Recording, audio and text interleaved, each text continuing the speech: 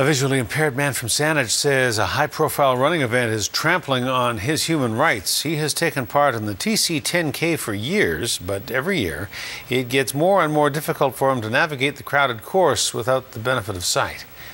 So he requested right at the start to be at the head of the pack with the wheelchair racers.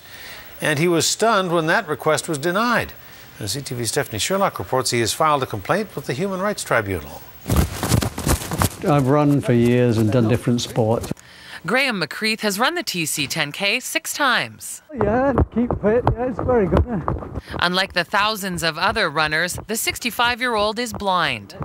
The start has become much more challenging for me and my guides. It's completely different from training. First of all, because we have this mass of people with elbows and ankles.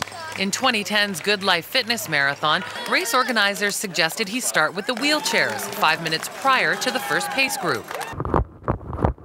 It worked out well, so he thought he'd ask for the same accommodation from the TC10K. The board looked at the request and investigated the safety of it. The TC10K people said no. Pretty devastating. It really was. I was quite convinced that they would have no argument. They were about to get one. McCreath, also the author of a book titled The Politics of Blindness, filed a complaint with the BC Human Rights Tribunal.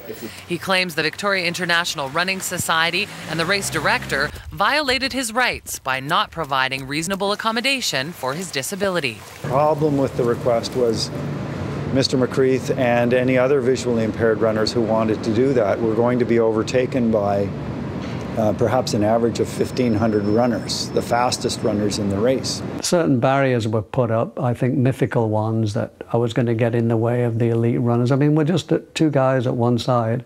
Race organizers say the route changed in 2011 after many complaints from runners of all abilities. The crowding that Mr. McCreath was suffering from was being suffered by everyone in the race.